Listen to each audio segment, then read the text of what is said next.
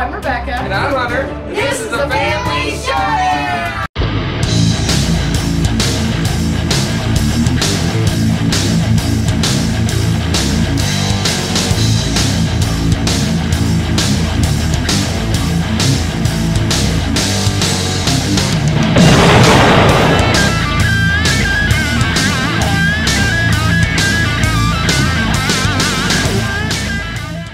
Howdy folks, welcome back to my top 100 games of all time.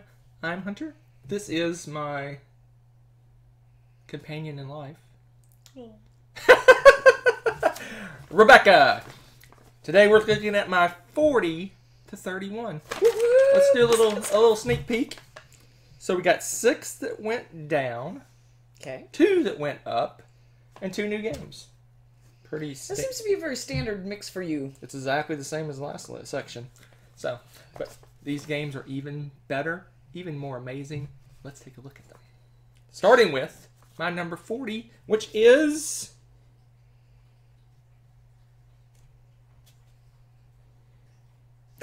my favorite trivia game. Oh, I wonder what a drum roll. What do we need here?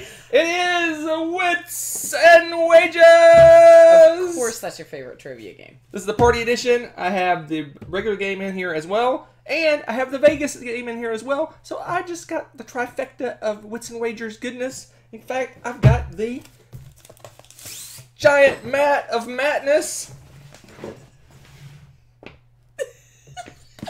Let's take a look at it. So, Wits and Wagers is a trivia game matched with gambling. Ooh. So what you do is you have a series of questions. Everyone secretly writes their answer down. And then you reveal their answers. You put them in order from highest to lowest. And then everyone bets on the one they think is right. What could be more cooler than that? Not much. You got anything to add? I can think of a few things that are cooler, but this is your list. I'm just messing. I'm talking trivia-wise. This is fun. This is a lot of fun, and we've played it scaled up vastly larger than a normal size game. That's big true. Groups. It plays well with a small regular board gaming group. You don't need to know the trivia necessarily. That's the best part of it. It's all about the gambling and silliness and playing the odds, right? Yep. It's a lot of fun. And the Vegas version tricks it up even more because you can, before the answers are revealed, you can bet on the person you think is going to get the question closest without going over. Which is a lot of fun because you're like, ooh, you know a lot about sports, so I'm going to bet that he gets it right. You know, you're basing it off of whatever. You can even be bragging falsely about stuff. You're like, oh, I know this cat. You know, make up whatever. It's so much fun. I love it. So this is a perennial addition to our board game tournament every year. Yep. So, and we play it just off and on throughout the year. It is super fun. If you like trivia, you like gambling, well, pretend gambling, this is the game for you. Wits and Wagers. My 40, it was one of the ones that went up. It went up 31 spaces. Why did it do that? Because of that mat I just threw over my head. The mat? Not just the Vegas version, but the mat did it, huh? Well, the Vegas version, which is the mat is the part of the Vegas version. Well, there you go. All right. So, let's move on to another Feldy goodness. Which one is it this time? Let's find out. It is the Castle of Burgundy! This is a lot of people's favorite Feld. It's, spoiler, not my favorite Feld. It is in the upper echelon of my favorite Felds, but it's not my favorite Feld. This is our introduction to the world of Feld. This is the first one we played, and if all the Feld games behind us don't prove it, this is a good starting point. This is a great game. It is fun. It's easy to learn. It's kind of the middle of the road in terms of weight of his games. It's just a really solid game. I like the dice. You roll dice, you use those dice to take actions. You take tiles, you put them on your board, and you try to build out the best board. You're trying to build up areas before anyone else to get points. You're trying to develop, get a bunch of chickens, because chickens are good points. I was just thinking about that. I was like, and you get to raise chickens. You are a chicken fiend. Yeah, every time you always have chickens. How is that? It's magical. But there's two new versions to this game. There is a card game and a dice game, but they pale in comparison to the original Castles of Burgundy. Feldy goodness. My number Oh, 39. goodness. It was 36 last time. Holding strong. Nice. Castles of Burgundy. I find it interesting because you don't look at your list when you re-rank everything for your top 100, and for it to land so closely to the same. I like that. That's cool. Well, if you really think about it, let's get deep here. There's a ton of new games above it, so really it kind of went up compared to last year in relation to the other games from last year. True. Well, stats, the more you know. Oh my goodness. So we're going to keep the Feld love going. Right behind it is my, not favorite Feld, but like one of my favorites. And that is Amerigo! Wow, Felds upon Felds. Feld, the biggest Feld of all the Felds. So pretty and shiny. Amerigo. It was my 21 last year. It dropped a little bit, but I still love this. This is a game of tile placement. A lot of these games have tile placement. This is another one. So you're basically taking and exploring a map. You're going around in little boats going around the map, and you land and you place tiles on the board and cover up areas. When you cover up areas, you get resources. It's got a lot of cool things going on it, but the most coolest of the cool things about it is the cube tower.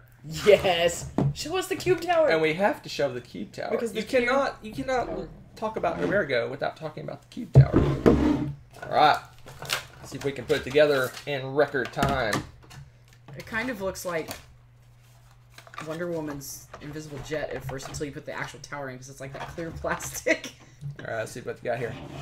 All right. That's good. That's good. So what you do on your turn is you take a bunch of cubes and you throw them in the cube tower, and whatever falls out are the different actions you can take, and the number of cubes you have that come out is how strong the action is. So just Yes. that's a lot of actions. You don't really dump that many cubes at once. But it's a really cool mechanism. Some of the little cubes stay in, some of them fall out, and you're not certain what your actions you're going to take on the turn, but you're putting all of one color in there each turn. So you're very likely to have some of that action. What are you doing? I want to show it. You might have some of that action. You're likely to have some of that action that you put in come out, but you could very well get none of that action. So we got three greens and a black. So we got a 3 level 3 green action and a level 1 black action that you can take. I love it. It's great. So it's really cool. It's got like I said, a lot of set collection, but this is the gimmick of the cube tower is what makes this game so cool. Amerigo. Cube towery, feldy goodness.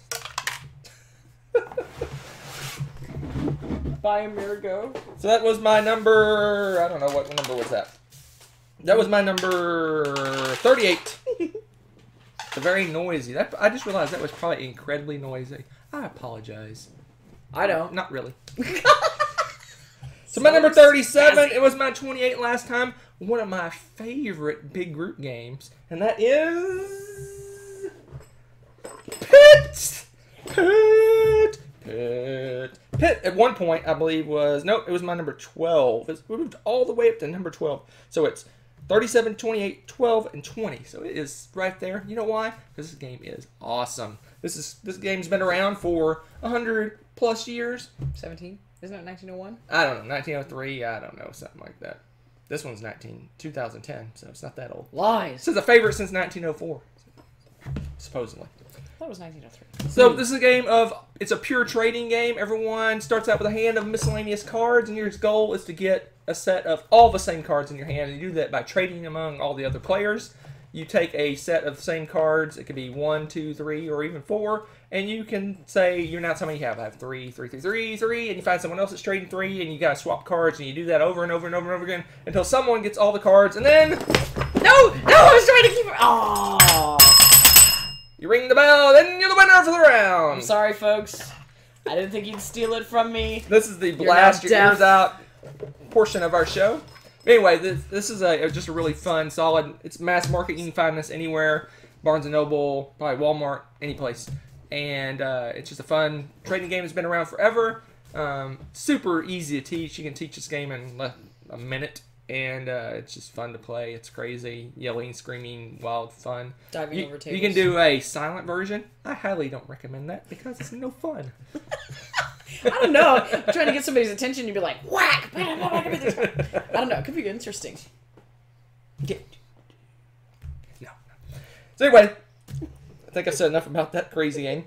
So that's my number 37, Pit. Let's switch gears from like a mega light game to a somewhat heavy game in space. Is it Gaia Project? Ooh, me like Gaia Project.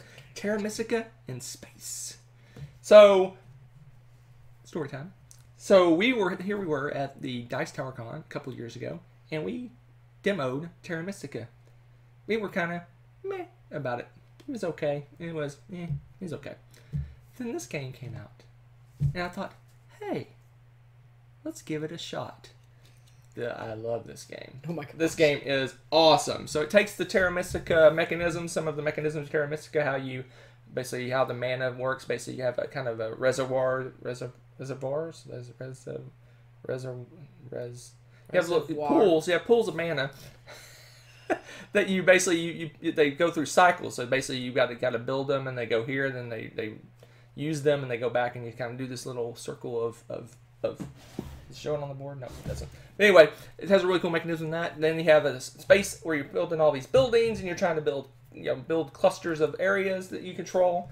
But the best thing about it, my favorite thing about it, is the tech tree. So it takes Terra Mystica, the cult track, if you're familiar with Terra Mystica, and blows that up into tech, where basically you can go up in different levels of tech and different types of tech. And as you go up higher levels, you get more and more powerful. So you got to kind of judge which ones am I going to do, which ones am I not going to do, because you can't do them all. And it has another one of my favorite things is you have each round of the game, big round, I don't know what they call it. You have goals that you're shooting for, so you're trying to do certain things each round to get extra points. Awesome game, super fun. If you like Terra Mystica or love Terra Mystica and you haven't tried this game yet, I highly recommend it. I think it's an improvement on the original. It is awesome. This is one of my top space games. Is it? Yep. Well, it's one of my top space games. No, not really. Interesting. Much better space games out there. But this is amazing. Gaia Project. Can't argue with that. A Terra Mystica game. It even says it. That was my number 36. My number 35 has been Brigand. It has been taken away from me. So I can't show it off. So I'm going to put a picture... Probably over me. You're going to put it over me, right? aren't I'm going to put a picture right here. Because she's the one that stole the game. She took it to her board game group to play Spyfall. Spyfall is one of my favorite social deduction games. Love, love, love it. It's slowly creeping down the list. You know why? Punitation. We don't play it very often. But we need a big group. You need a big group, but we tend to pull out other social deduction games over this one. We have been. You're right. So it's been a while since I played it. It's been a long while since I played it. So Over it's a year. got punitated. It dropped from 18 all the way down to 35, but I still love it. And if I could play it more, it would go right back up the list because I think it is hilarious. So we always play it when you put basically what Spyfall is. You have a location that everyone's in. Let's say you're at the circus. So everyone's at the circus. Everyone has a card that says you're at the circus, except one poor soul who's the spy, gets a card that says, I'm a spy. He has no clue where everyone else is.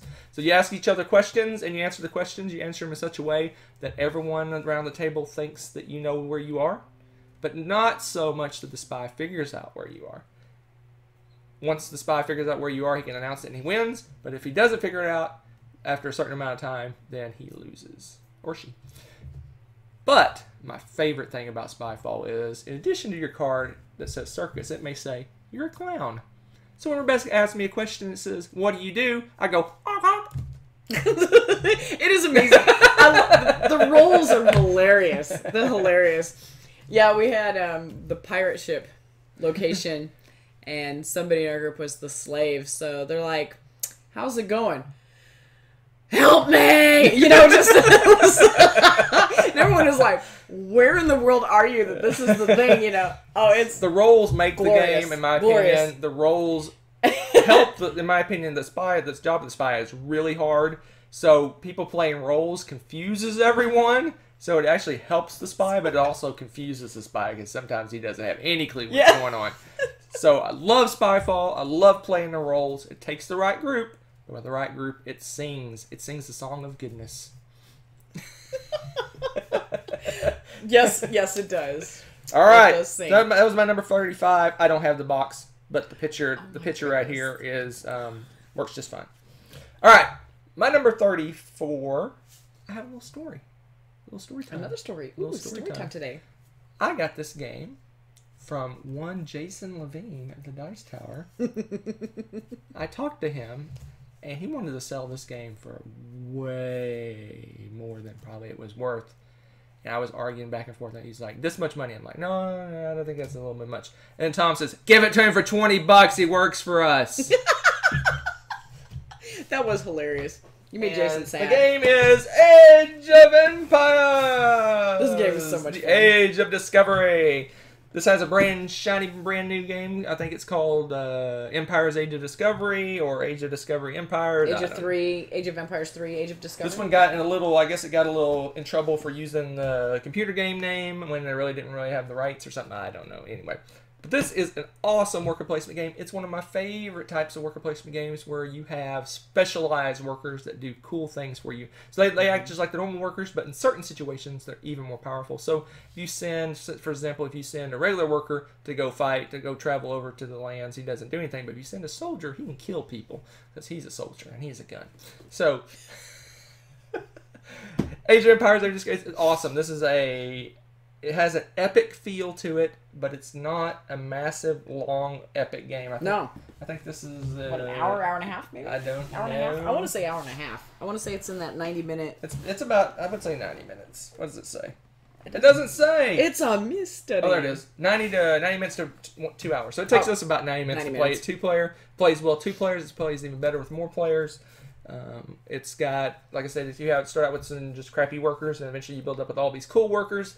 You're recruiting buildings that give you special powers. You're doing set collection on resources. It's got all sorts of fun things going on to it. You can get in wars. You can fight people. It's got area control. Chocolate boats. All this crazy stuff going on in this wonderful, wonderful game. I like the chocolate boats. You like the chocolate boats? Let's look at the chocolate boats. You want to look at the chocolate boats? They help me win games, these chocolate boats. So chocolate boats, you get those, and they're wild resources. Yes, they I'm are. going to show off the chocolate boats. Let me show you the chocolate boats. Got some big, clunky, old coins. Love them. Old plastic coins. Here is a chocolate boat. You can see the background of my... There you go. Chocolate boat. Chocolate boat. You got a big giant bag of workers here. Yeah. And so we got the all the expansions. Like I said, this was Tom's game, so he had all the expansions. Colors. We got all these different colors of dudes. They got colors and more colors, and really, really fun game. Really cool. Mm-hmm.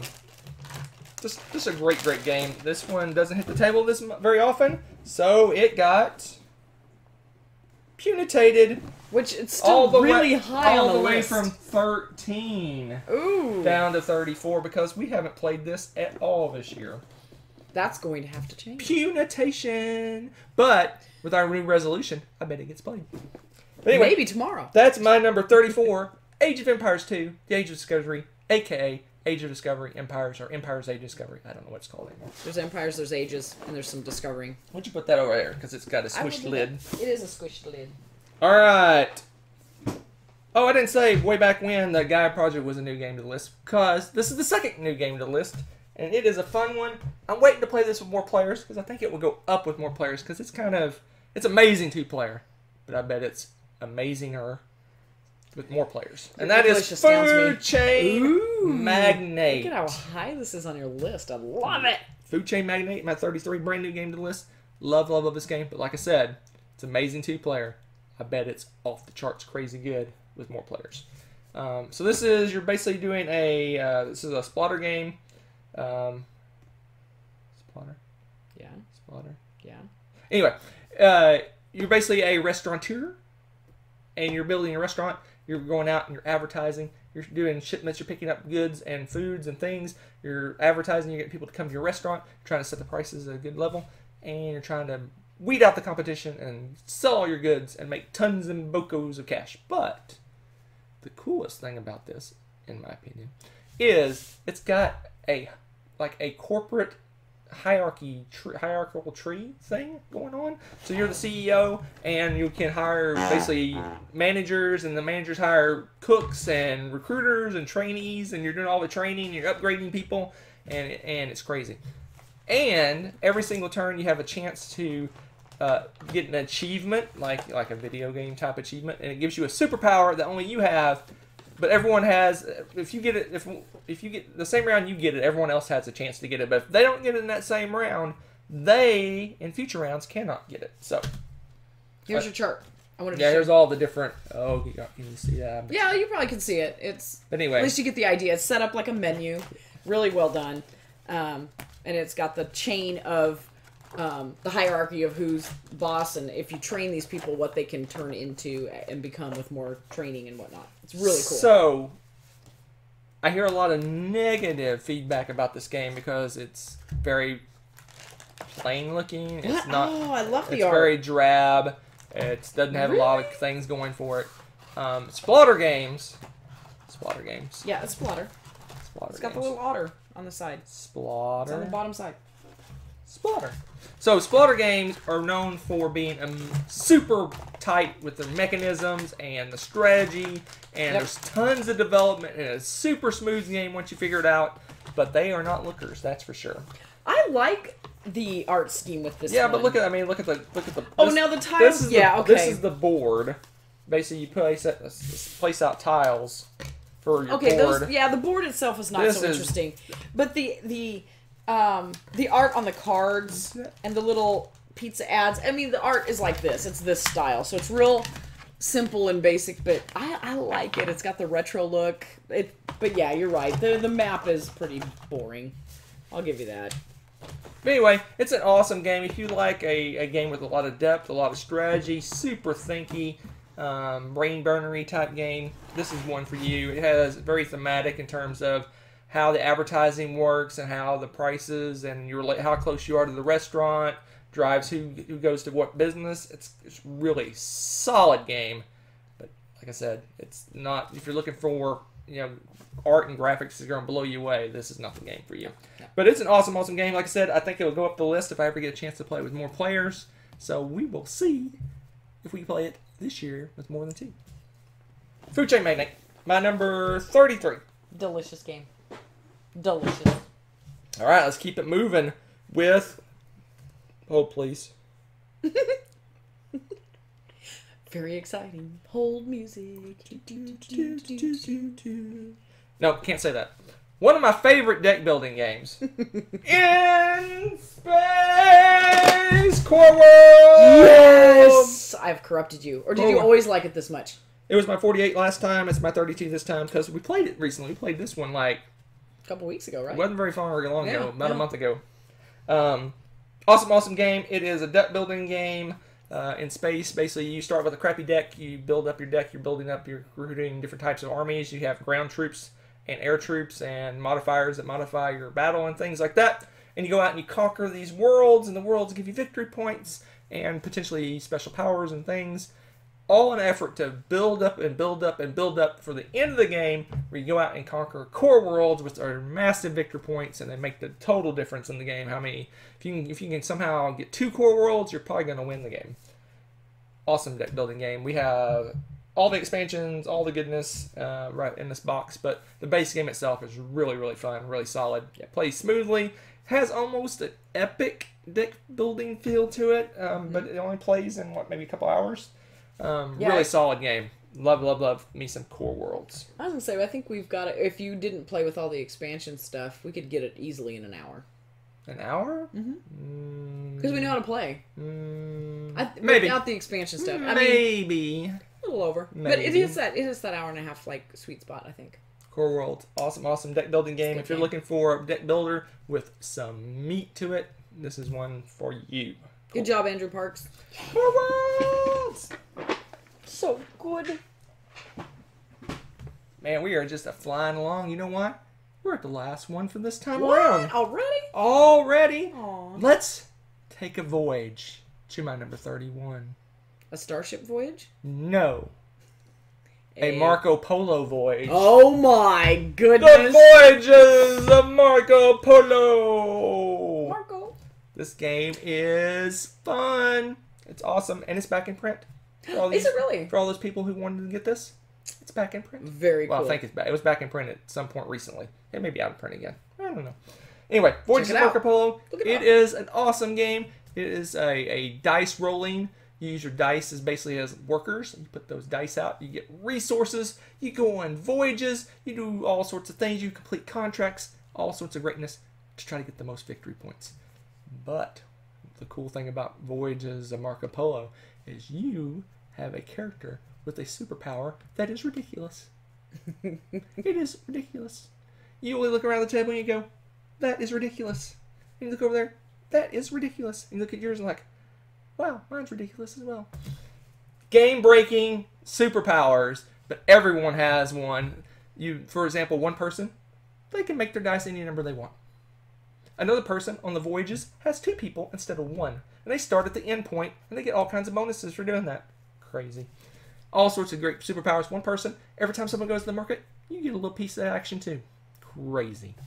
Fun game. If you like dice rolling, dice placement type games such as Kingsburg and Alien Frontiers, this might be the next step up from those games. So if you're looking for a next step for those games, this is one to play. This one's awesome. It's one of those games where you look up and go, the game's over. Yeah, it goes really quickly. It really does. You have all these plans, and before you know it, the game's over. Yeah, this game, you can crank out a 3 or 4 player game in about an hour.